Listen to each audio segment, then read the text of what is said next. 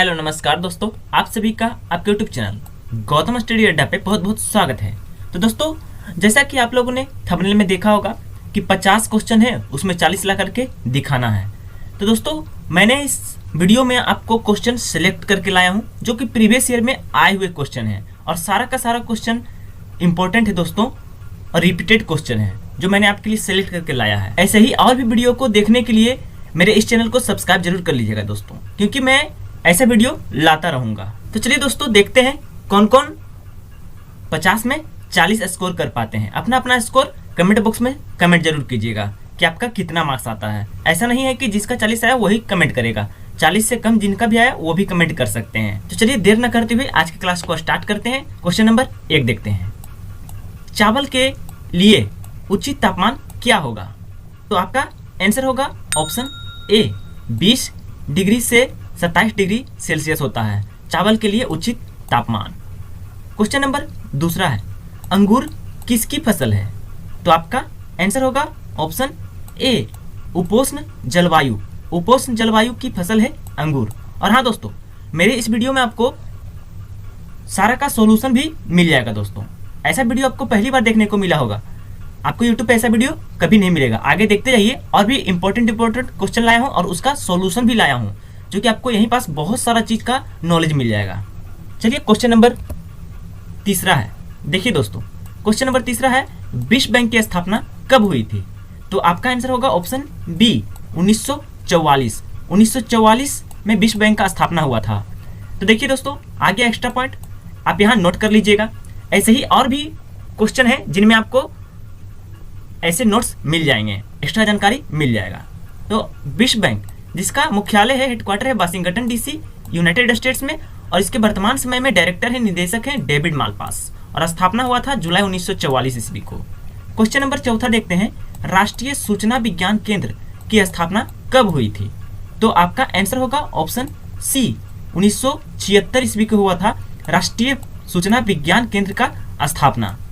ये देखिए आपके सामने है राष्ट्रीय सूचना विज्ञान केंद्र, जिसका मुख्यालय है नई दिल्ली में, और इसका स्थापना किया गया था 1976 ईस्वी को, और महानिदेशक है नीता वर्मा। ऐसे ही एक्स्ट्रा जानकारी आपको हर एक क्वेश्चन में मिलती रहेगी। क्वेश्चन नंबर 5 है, नर बलि प्रथा पर प्रतिबंध किसने लगाया था? तो दोस्तों, इंपॉर्टेंट क्वेश्चन है और ये बहुत ज्यादा इंपॉर्टेंट क्वेश्चन है। नर बलि प्रथा पर प्रतिबंध किसने लगाया था? तो आपका आंसर हो जाएगा option B, Lord Hardinge. Lord Hardinge ने नर बलि प्रथा पर प्रतिबंध लगाया था। अब आइए एक्स्ट्रा पॉइंट देख लीजिए दोस्तों, ऐसा आपको कभी मिलेगा क्या? यूट्यूब पे कभी नहीं मिलेगा, कोई भी नहीं दे सकता है। तो देखिए, लॉर्ड हार्डिंग का शासनकाल था 1844 से 1848 तक, और उन्होंने क्या किया था? इसके काल में सबसे महत्वपूर्ण घटना थी प्रथम आंग्ल सिख युद्ध, जो कि 1845-46 में हुआ था। अब आते हैं ऑप्शन की तरफ, लॉर्ड कैनिंग। तो दोस्तों, लॉर्ड कैनिंग जो कि 1856 से 1862 तक थे, और इन्होंने क्या किया है वो देख लेते हैं। यह भारत का अंतिम गवर्नर जनरल एवं प्रथम वायसराय थे दोस्तों, और 1857 का विद्रोह इन्हीं के समय महत्वपूर्ण घटना है दोस्तों। मतलब 1857 का जो विद्रोह हुआ था वो लॉर्ड कैनिंग के शासनकाल में ही हुआ था, और इनका शासनकाल है 1856 से 1862। कैनिंग के समय ही सन 1856 में विधवा पुनर्विवाह अधिनियम स्वतंत्र रूप से लागू किया गया था। कब किया गया था? 1856 में, और लॉर्ड कैनिंग के द्वारा। आइए आगे देख लेते हैं लॉर्ड विलियम बेंटिक। तो दोस्तों, लॉर्ड विलियम बेंटिक का शासनकाल है 1828 से 1835, और इन्होंने क्या किया है? बहुत सारा इंपॉर्टेंट काम इन्होंने किया है। आइए देख लेते हैं। यह भारत का प्रथम गवर्नर जनरल हुआ चार्टर एक्ट 1833 के तहत। बंगाल के गवर्नर जनरल को खत्म कर दिया गया, और बंगाल के गवर्नर जनरल को कर दिया गया भारत का गवर्नर जनरल, और प्रथम गवर्नर जनरल बने भारत के लॉर्ड विलियम बेंटिक, और अंतिम गवर्नर जनरल बंगाल के थे लॉर्ड विलियम बेंटिक। राजा राम मोहन राय के सहयोग से बेंटिक ने 1829 ईस्वी में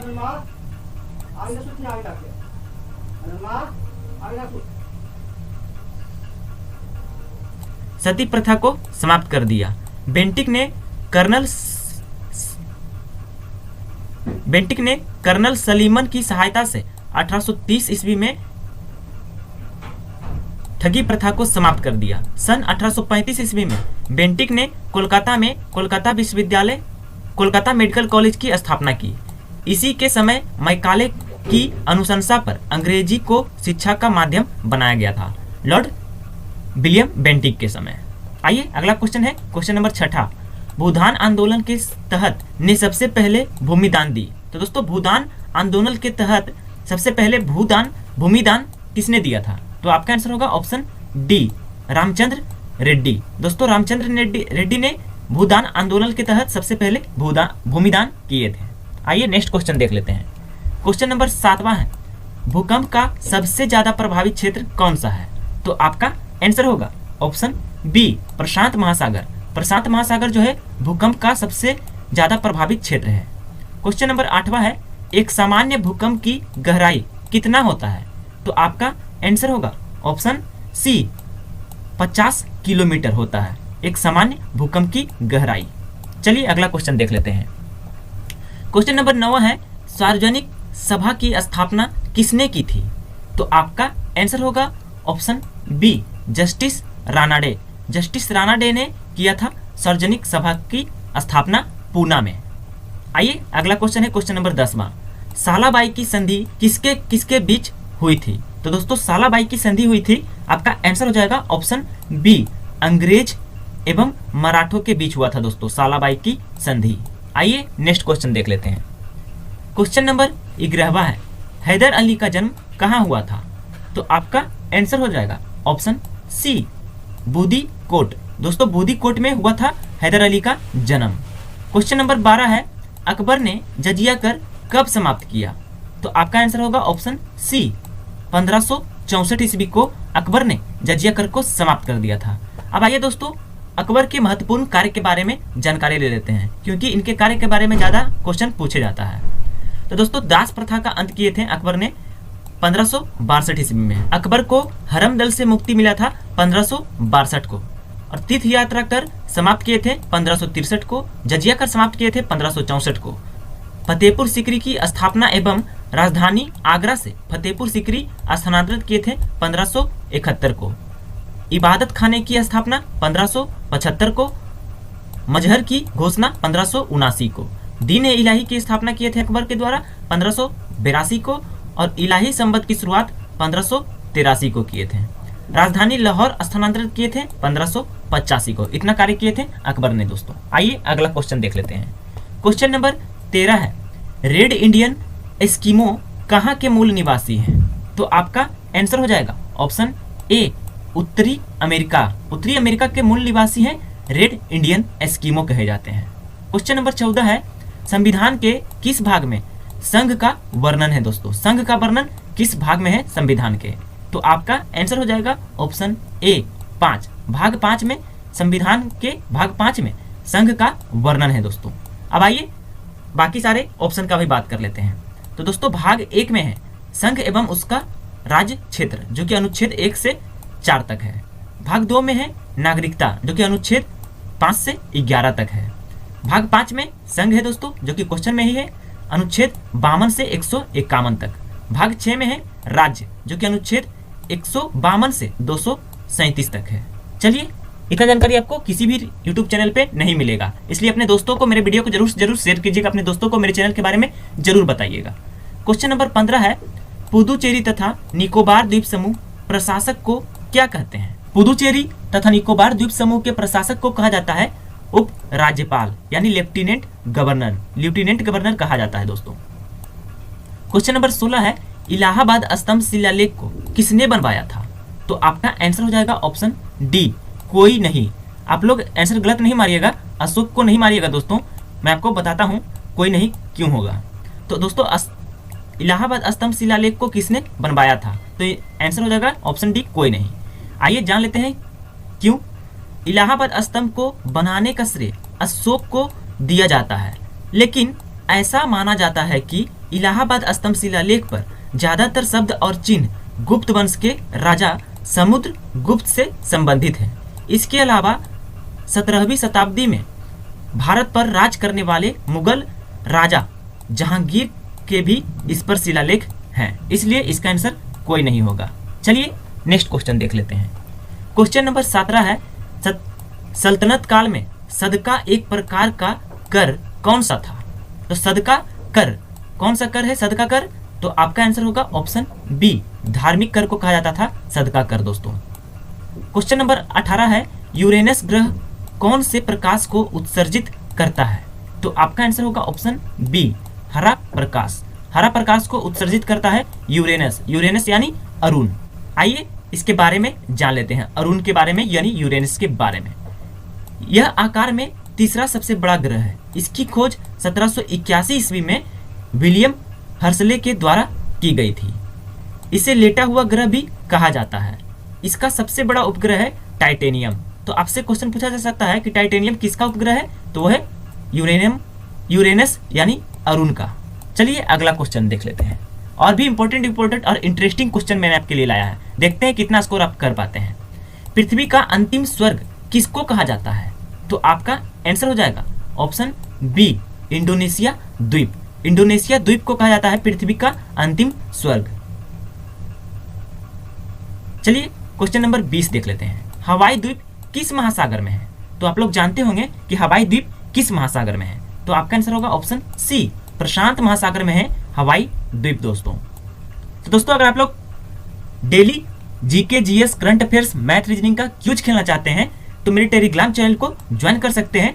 टेलीग्राम चैनल का लिंक आपको डिस्क्रिप्शन बॉक्स में भी मिल जाएगा, या तो टेलीग्राम पे जाकर के आप गौतम स्टडी अड्डा डालिएगा, मेरा चैनल आ जाएगा, वहां जाकर के आप ज्वाइन कर सकते हैं। वहां रोज क्यूज होता है GK, GS, current affairs, math और रीजनिंग का। चलिए अगला क्वेश्चन देख लेते हैं। क्वेश्चन नंबर 21वां है, उच्च न्यायालय के अधिकार क्षेत्र को घटाने बढ़ाने का अधिकार किसे प्राप्त है? तो दोस्तों उच्च न्यायालय के अधिकार क्षेत्र को घटाने बढ़ाने का अधिकार किसे प्राप्त है? तो आपका आंसर हो जाएगा ऑप्शन सी, संसद। संसद को प्राप्त है उच्च न्यायालय के अधिकार क्षेत्र को बढ़ाने और घटाने का। क्वेश्चन नंबर 22 क्या कहता है जान लेते हैं। किसकी अनुमति से भारतीय विदेशी सरकार से कोई उपाधि या सम्मान प्राप्त कर सकता है? तो किसकी अनुमति लेना पड़ेगा? तो आपका आंसर हो जाएगा ऑप्शन बी, राष्ट्रपति। राष्ट्रपति की अनुमति अगर हम ले लेते हैं तो भारतीय विदेशी सरकार से कोई उपाधि या सम्मान प्राप्त कर सकते हैं। आइए नेक्स्ट क्वेश्चन की ओर चलते हैं। क्वेश्चन नंबर 23वां है, जीवन चक्र की दृष्टि से पौधे का सबसे महत्वपूर्ण अंग कौन सा है? तो आपका आंसर होगा ऑप्शन सी, पुष्प। पुष्प जो है जीवन चक्र की दृष्टि से पौधे का सबसे महत्वपूर्ण अंग है दोस्तों एक भी क्वेश्चन मिस नहीं कीजिएगा, सारा का सारा क्वेश्चन आप लोग देखते जाइएगा, देखते हैं कितना ज्यादा स्कोर, कौन ज्यादा स्कोर कर पाता है। क्वेश्चन नंबर 24 है, वैदिक सभ्यता क्या थी? तो दोस्तों वैदिक सभ्यता जो थी वो थी ग्रामीण सभ्यता, ऑप्शन बी आपका सही होगा। और सिंधु घाटी सभ्यता या हड़प्पा सभ्यता जो थी वो शहरी सभ्यता थी दोस्तों। आइए नेक्स्ट क्वेश्चन देख लेते हैं। क्वेश्चन नंबर 25वां है, स्वतंत्र भारत के थल सेना के प्रथम भारतीय जनरल कौन थे? तो आपका आंसर होगा ऑप्शन डी, आर.डी. कटारी। आर.डी. कटारी जो थे वो स्वतंत्र भारत के थल सेना के प्रथम भारतीय जनरल थे। क्वेश्चन नंबर 26 है, कौन से ऐसे राष्ट्रपति हुए जो सर्वोच्च न्यायालय के न्यायाधीश थे? तो आपका आंसर होगा ऑप्शन ई, मोहम्मद हिदायतुल्लाह। मोहम्मद हिदायतुल्लाह जो थे ऐसे राष्ट्रपति थे जो सर्वोच्च न्यायालय के न्यायाधीश भी थे दोस्तों। संविधान के अनुच्छेद 60 के अंतर्गत राष्ट्रपति मुख्य न्यायाधीश के समक्ष शपथ ग्रहण करता है। तो दोस्तों राष्ट्रपति को शपथ ग्रहण कौन कराता है? तो भारत के सर्वोच्च न्यायालय के मुख्य न्यायाधीश के द्वारा शपथ ग्रहण कराया जाता है अनुच्छेद 60 के अंतर्गत। भारत के राष्ट्रपति को पद एवं गोपनीयता की शपथ भारत का मुख्य न्यायाधीश दिलाता है। भारत के राष्ट्रपति का चुनाव 5 वर्षों के लिए होता है, यानी कार्यकाल होता है भारत के राष्ट्रपति का 5 वर्षों का। भारत के राष्ट्रपति पद के लिए उम्मीदवार की न्यूनतम आयु होती है 35 वर्ष दोस्तों। राज्यपाल की भी न्यूनतम आयु 35 वर्ष होती है और उपराष्ट्रपति की भी न्यूनतम आयु 35 वर्ष होती है। लोकसभा के लिए 25 वर्ष होता है। भारतीय संविधान के अनुसार भारत का प्रथम नागरिक राष्ट्रपति होता है। भारत की तीनों सेनाओं, थल सेना, वायु सेना और जल सेना, तीनों सेनाओं का सर्वोच्च सेनापति होता है राष्ट्रपति। चलिए अगला क्वेश्चन देख लेते हैं। क्वेश्चन बहुत इंपॉर्टेंट है। क्वेश्चन नंबर 27, धान की डालियां किसको कहा जाता है? तो आप लोग बचपन से जानते होंगे कि धान की डालियां किसे कहा जाता है? तो ऑप्शन सी, छत्तीसगढ़ को कहा जाता है धान का डलिया या धान का कटोरा कहा जाता है। क्वेश्चन नंबर 28 है, अंतर्राष्ट्रीय न्यायालय में न्यायाधीशों की संख्या कितनी होती है तथा उनके कार्यकाल कितने वर्षों का होता है? तो आपका आंसर होगा ऑप्शन ए 15 एंड 9, 15 और 9 होता है दोस्तों। यानी अंतर्राष्ट्रीय न्यायालय में न्यायाधीशों की संख्या 15 होती है और उनका कार्यकाल जो होता है वो 9 वर्षों का होता है। आइए नेक्स्ट क्वेश्चन की ओर देख लेते हैं। क्वेश्चन नंबर 29 है, प्रिंस ऑफ वेल्स संग्रहालय कहाँ स्थित है? ये क्वेश्चन तो बहुत बार रिपीट हुआ है दोस्तों, इसमें तो स्टार मार्क लगाने का जरूरत है। प्रिंस ऑफ वेल्स संग्रहालय कहाँ स्थित है? तो आपका आंसर होगा ऑप्शन सी महाराष्ट्र। महाराष्ट्र में स्थित है दोस्तों प्रिंस ऑफ वेल्स संग्रहालय। और महाराष्ट्र के वर्तमान समय में मुख्यमंत्री है उद्धव ठाकरे और गवर्नर है राज्यपाल है भगत सिंह कोश्यारी। क्वेश्चन नंबर 30 है, सर्वोच्च न्यायालय की स्थापना कब हुई थी? तो आपका आंसर हो जाएगा ऑप्शन सी 26 जनवरी 1950। 26 जनवरी 1950 को हुआ था सर्वोच्च न्यायालय की स्थापना। आइए अगला क्वेश्चन देख लेते हैं। क्वेश्चन नंबर 31वां है, उत्तरी अमेरिका में बहने वाली गर्म हवाएं क्या कहलाती है? तो आपका आंसर हो जाएगा option C black roller. Black roller कहलाता है जो गर्म हवा उत्तरी अमेरिका में बहता है। क्वेश्चन नंबर 32 है, पिग्मी किस घने जंगल के निवासी है? तो आपका आंसर हो जाएगा ऑप्शन सी दक्षिण अमेरिका। दक्षिण अमेरिका के जंगल के निवासी हैं जिन्हें पिग्मी कहा जाता है। चलिए, अगर आपको मेरा वीडियो अच्छा लग रहा है तो वीडियो ज़्यादा ज़्यादा शेयर और लाइक अपने दोस्तों को फेसबुक ग्रुप में, व्हाट्सएप ग्रुप में, टेलीग्राम ग्रुप में, जहाँ चाहे वहाँ आप शेयर कर सकते हैं, अपने दोस्तों को बता सकते हैं। और अगर आप लोग मेरे चैनल पर नए हैं, जो लोग पहली बार आए हैं और जो लोग सब्सक्राइब नहीं किए हैं, प्लीज़ सब्सक्राइब जरूर कर लीजिएगा। आइए अगला क्वेश्चन देखते हैं। क्वेश्चन नंबर 33वां है, एलिफेंटा पास कौन कौन से देश को अलग करती है? तो आपका आंसर हो जाएगा ऑप्शन बी उत्तरी श्रीलंका से दक्षिणी श्रीलंका को अलग करता है एलिफेंटा पास। क्वेश्चन इंपॉर्टेंट है, ध्यान दीजिएगा। देखते हैं कितना स्कोर आप कर पाते हैं, कौन सबसे ज्यादा स्कोर कर पाता है। क्वेश्चन नंबर 34 है, मन्नार की खाड़ी किसके बीच में स्थित है? तो आपका आंसर हो जाएगा ऑप्शन सी भारत और श्रीलंका के बीच स्थित है मन्नार की खाड़ी। चलिए अगला क्वेश्चन देख लेते हैं। क्वेश्चन नंबर 35वां है, भारत की सबसे प्रदूषित नदी है कौन सा है? भारत का सबसे प्रदूषित नदी? तो आपका आंसर होगा ऑप्शन सी साबरमती। साबरमती नदी जो है भारत का सबसे प्रदूषित नदी है दोस्तों। क्वेश्चन नंबर 36वां है, अश्वघोष किसका दरबारी राजकवि था? तो आपका आंसर होगा ऑप्शन ए कनिष्क। कनिष्क जो थे दोस्तों कुषाण वंश के शासक थे, बहुत अच्छे शासक थे कनिष्क, जिनका दरबारी राजकवि था अश्वघोष। और अश्वघोष ने ही दोस्तों बुद्ध चरित की रचना की थी, जो कि कनिष्क का दरबारी कवि था दोस्तों। अब आइए ऑप्शन देख लेते हैं। चंद्रगुप्त मौर्य का दरबारी कवि जो कि मेगास्थनीज था, और मेगास्थनीज जो था दोस्तों सेल्यूकस निकेटर का राजदूत था दोस्तों। और इन्होंने मेगास्थनीज ने इंडिका नामक पुस्तक लिखा है दोस्तों मौर्य वंश के बारे में। हर्षवर्धन दोस्तों, हर्षवर्धन के काल में ही चीनी यात्री ह्वेनसांग भारत में आए थे। और हर्षवर्धन के दरबारी कवि वान भट्ट थे दोस्तों, वान भट्ट। और वान भट्ट ने लिखा था हर्षचरित और कादंबरी। चलिए नेक्स्ट क्वेश्चन देख लेते हैं। क्वेश्चन नंबर 37वां है, माइकल जैक्सन संबंधित हैं? तो दोस्तों आपका आंसर हो जाएगा माइकल जैक्सन संबंधित है ऑप्शन सी पॉप संगीत। पॉप संगीत से संबंधित है माइकल जैक्सन। क्वेश्चन नंबर 38 है, राग देश किस प्रहर गाया जाता है? तो दोस्तों राग देश जो है किस प्रहर गाया जाता है?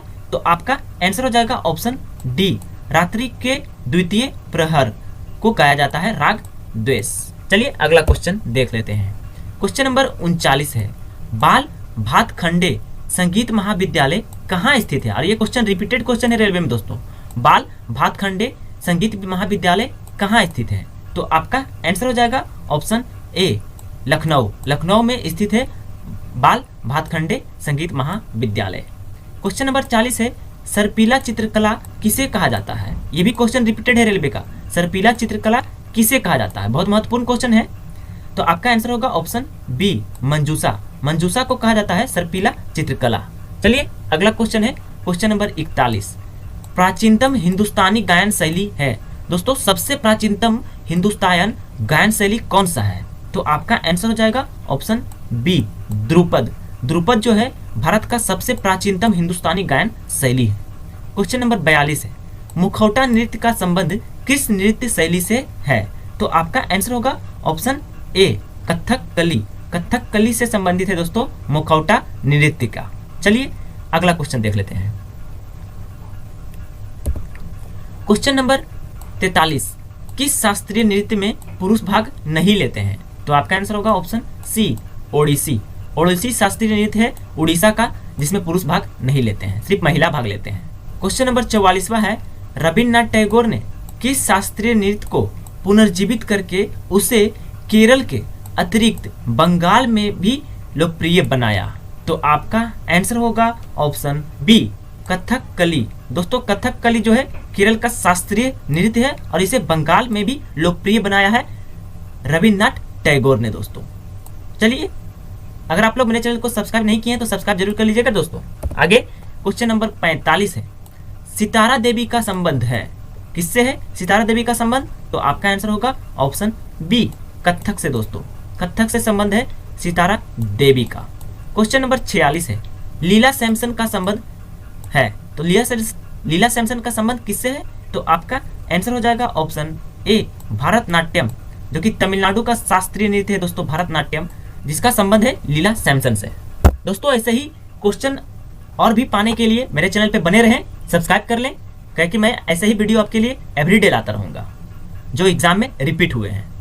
क्वेश्चन नंबर 47 है, कथकली का मुख्य प्रेरणा स्रोत है? तो दोस्तों कथकली के मुख्य प्रेरणा स्रोत कौन है? तो आपका आंसर हो जाएगा ऑप्शन सी वल्लतोल। वल्लतोल जो है दोस्तों कथकली का मुख्य प्रेरणा स्रोत है। क्वेश्चन नंबर 48 है, त्यागराज कौन थे? तो आपका आंसर हो जाएगा ऑप्शन सी म्यूजिशियन थे दोस्तों त्यागराज। चलिए नेक्स्ट क्वेश्चन देख लेते हैं। क्वेश्चन नंबर 49वां है, दिल्ली अभी दूर है किसने कहा था? बहुत इंटरेस्टिंग है, ये क्वेश्चन रिपीटेड है। दिल्ली अभी दूर है किसने कहा था? तो आपका आंसर हो जाएगा ऑप्शन सी निजामुद्दीन औलिया। निजामुद्दीन औलिया ने कहा था दिल्ली अभी दूर है। आइए आज का आखिरी और लास्ट क्वेश्चन देख लेते हैं। क्वेश्चन नंबर 50, स्कोर बताइएगा कमेंट बॉक्स में। गौतम बुद्ध से रिलेटेड प्लेस नहीं है, तो दोस्तों कौन सा प्लेस है जो कि गौतम बुद्ध से रिलेटेड नहीं है? तो सारनाथ में प्रथम प्रवचन दिए थे, कुशीनगर में जन्म हुआ था, पाटलिपुत्र में बौद्ध संपत्ति हुआ था दोस्तों, और पावापुरी जो है दोस्तों महावीर स्वामी से संबंधित है। महावीर स्वामी का मृत्यु हुआ था पावापुरी में, तो गौतम बुद्ध से संबंधित नहीं है। तो दोस्तों मेरा ये वीडियो कैसा लगा कमेंट जरूर कीजिएगा, और अगर आप लोग को मेरा वीडियो अच्छा लगा तो वीडियो ज़्यादा से ज़्यादा शेयर और लाइक अपने दोस्तों को फेसबुक ग्रुप में, व्हाट्सएप ग्रुप में, जहाँ चाहे वहाँ टेलीग्राम ग्रुप में शेयर जरूर कर सकते हैं। तो दोस्तों जाते जाते मेरे चैनल को सब्सक्राइब जो नहीं किए हैं, जो नए हैं वो सब्सक्राइब जरूर करके जाइएगा। ऐसा वीडियो आपको देखने को नहीं मिला होगा। इतना जानकारी मैं आपको हर एक वीडियो में लाता रहूंगा, जिससे आपको सारा का सारा कंप्लीट हो जाएगा दोस्तों यहीं पास, और एक्स्ट्रा जानकारी भी मिल जाएगा। तो थैंक यू दोस्तों, अपना ख्याल रखिएगा, कोरोना वायरस से बचे रहिएगा, घर पर रह करके मेरे वीडियो का आनंद उठाइए। थैंक यू दोस्तों।